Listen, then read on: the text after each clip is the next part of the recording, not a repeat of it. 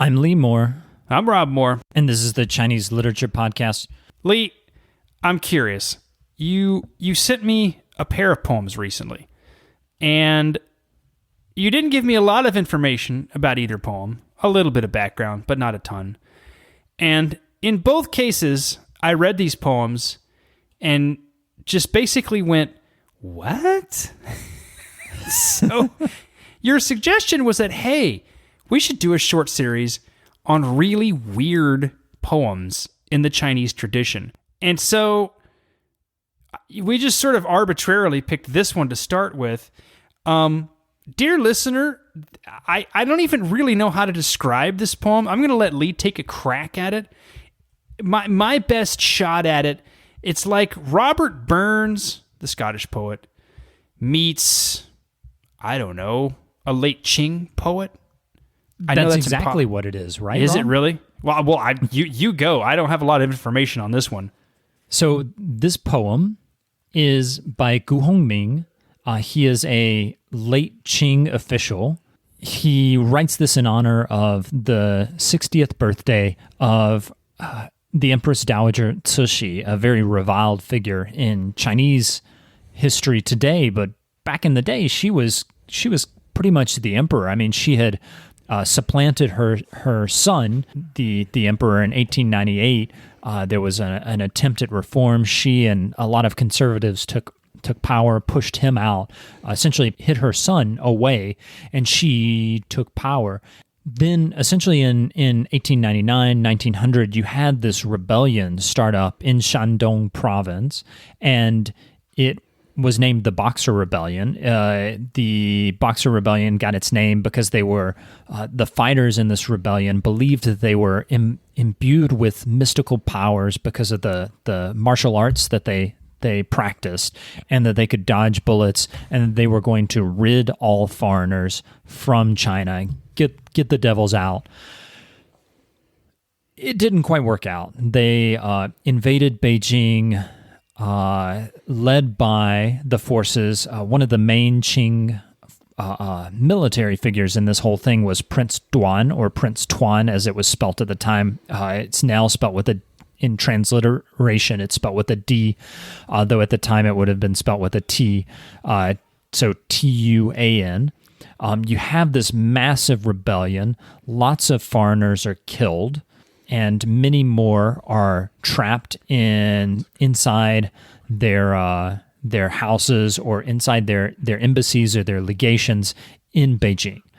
This was actually the source for a famous film, 55 Days in Peking, which, Rob, do you know who the lead actor was? Not a clue. Very famous actor named Charlton Heston. Oh, I think I've heard of him. Isn't he the gun dude? Yes, he was the head of the NRA for many, many years in America. The National Rifle Association, the NRA, is a highly politicized organization that he, in fact, helped politicize. Of course, we don't discuss politics, but it's just interesting to know that this whole thing, the kinds of connections. So he also, we should point out that we do know he made movies as well.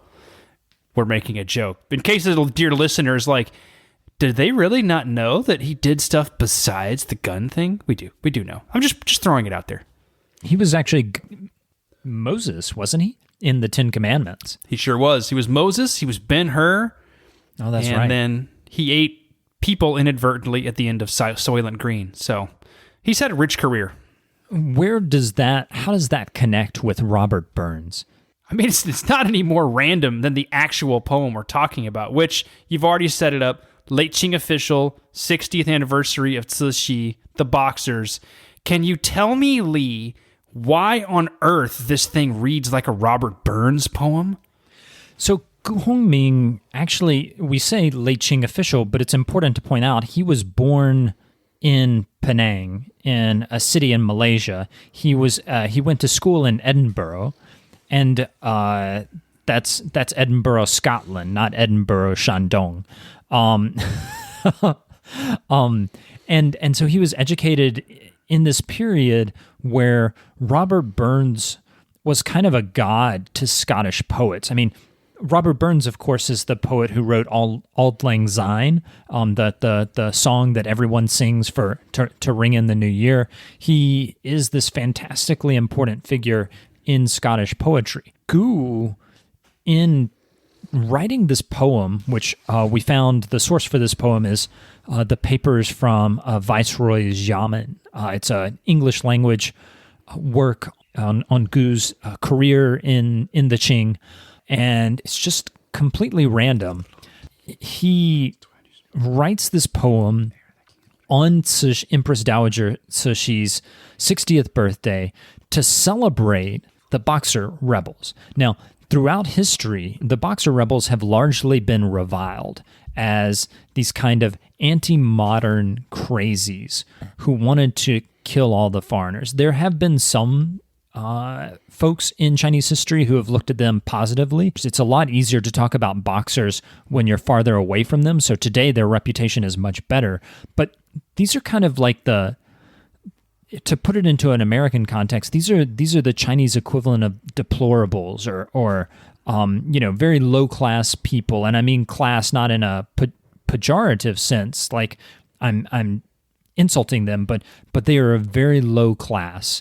And Prince Tuan was a Qing figure who helped lead some of the military, who helped organize them militarily.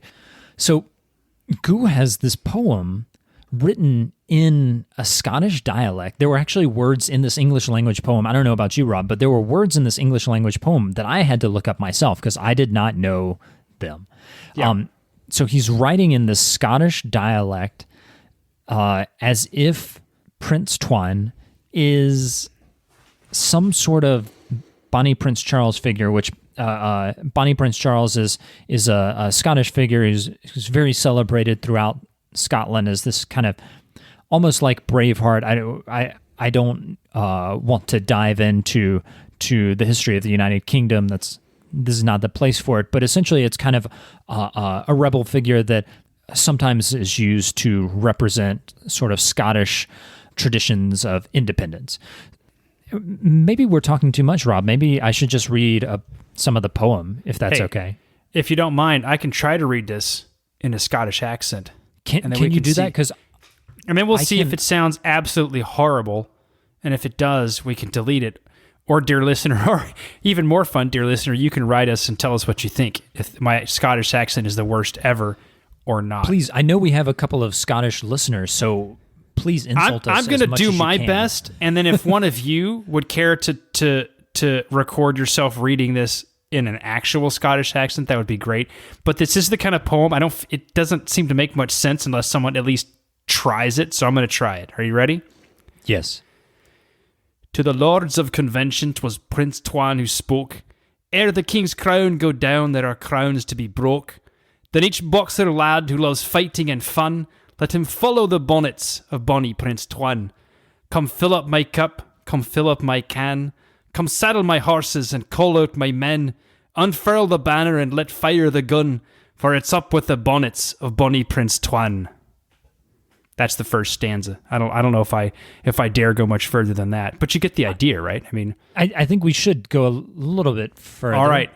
I'll tempt the fates and keep going here. That was really good. I'm very impressed. Well, I think it's impressed because you can't do it. I feel like if there's any Scottish listeners, they're like, oh no, they're gonna be punching us if they're kidding me. All right, I'll keep going. Prince Tuan, he is mounted. He rides up the street. The yells they shout backward, the drums they beat. But Li Hong Chang, Douce Man, said, "Oh, please, sir, man, we will try to get rid of that devil of Prince Tuan. Come fill up my cup, come fill up my can. Come saddle my horses and call out my men. Unfurl the banner and let fire the gun, for it's up with the bonnets of bonny Prince Tuan." And we're not going to go through and read the whole thing. We will put the whole thing on the website. Yes. But this poem is amazing because it's, he's talking about Sichuan, he's talking about Shanxi, he's talking about the Zhangs of Hubei, the Lius of Hunan. Rob, how do we deal with this? It's so weird. This is what's funny about a weird poem series. You as literary scholars, we're used to a certain degree of weirdness, but there's a line, and after that line, you're like, I don't know, man. What do we do with this? Because, there's a long history of Chinese, either people coming directly from China or people immigrating from China, etc., using foreign languages to write poems about China. They're very rarely as dialectic based as this one. And it's such a strange comparison. Can we think of an analog in English like that our American listeners would be familiar with? It's almost like having someone copying Yankee Doodle Dandy to talk about the Tiananmen Square protests or something. Like, it would be so weird. I was going to say, maybe this would be like the equivalent of a translation of Lao Tzu's Dao De Jing as if it were a country song. Something like that, yeah. Because of course, one of Robert Burns' calling card was this ability to combine dialect and art. Not that the two are mutually exclusive. I'm playing off sort of a popular awareness. But frequently, art is perceived as a highfalutin thing. Right. Highfalutin equals high class, which high class generally equals like the most important dialect, which is the standard language. It's important to keep in mind that all languages are dialects, and that everyone speaks a dialect, even if you speak the King's English or standard broadcast American. That's just another dialect that's been elevated above the others for reasons of power and other things. Those are all just accents. So the reason that Chinese people wouldn't write a poem in English in a dialect is just because it's not all that powerful. Scottish represents, to put it quite bluntly, and I think Scots would agree with me on this, they represent the losing end in that United Kingdom duel between England and Scotland.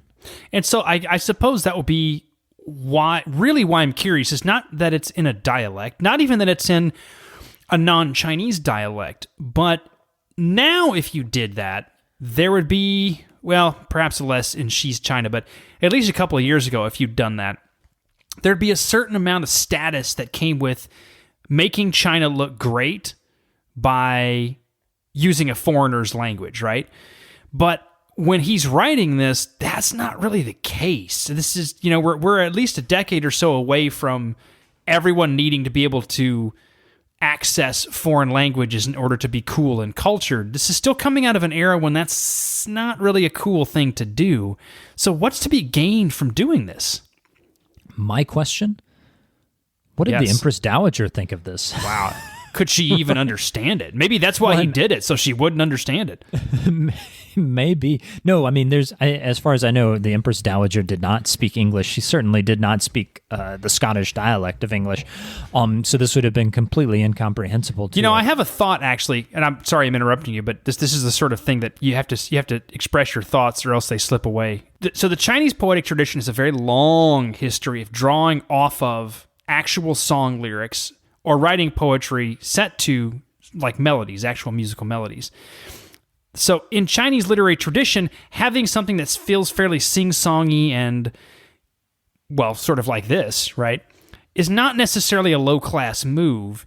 And making sure that people can sing it is kind of an honor all on its own. So it's possible that maybe when he's writing this, he's thinking, fine, but what if I write a poem like this that the Scots can sing? Imagine having a foreign country singing this poem about your culture. There's something more active and energetic about it. I just want to point out this poem is actually even weirder than that.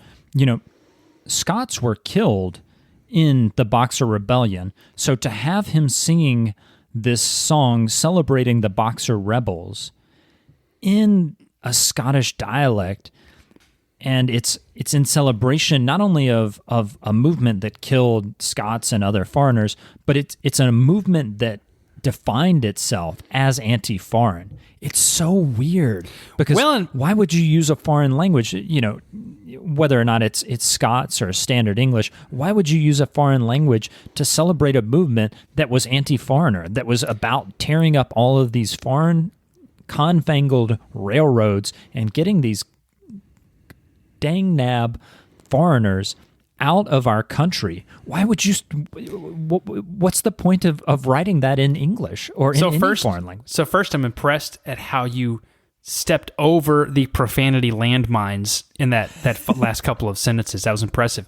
But second, maybe the using a foreign language is the late Qing equivalent of a middle finger to the foreigners. Like, I'm going to write praising this guy who tried to kill foreigners by using your dialect, and it's going to sound like your favorite poet.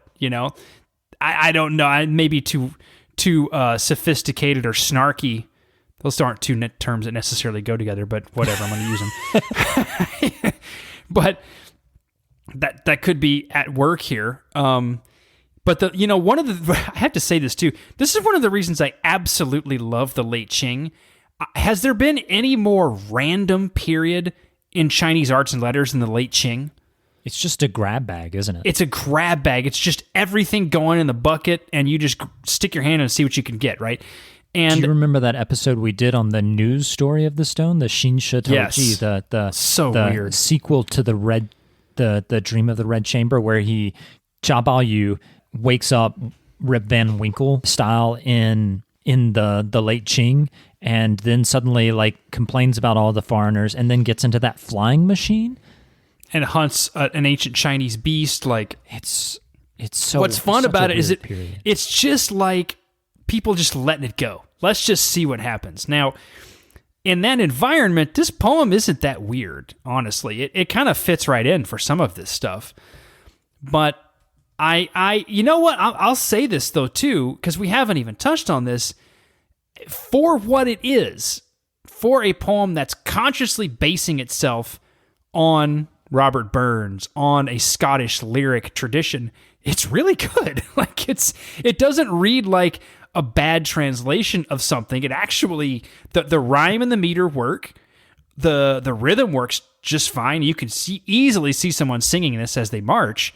So it's actually kind of impressive in its own way. It's not a bad poem. I mean, I don't think it's as good as some of Robert Burns' better stuff. Oh no, goodness gracious! I mean, Robert Burns was a genius, and I don't think Gu Hongming is a genius, but it's still pretty fun. As we start to wrap this up, I just want to point out this poem is almost completely unknown, even in Chinese literary studies. And I say I wonder why.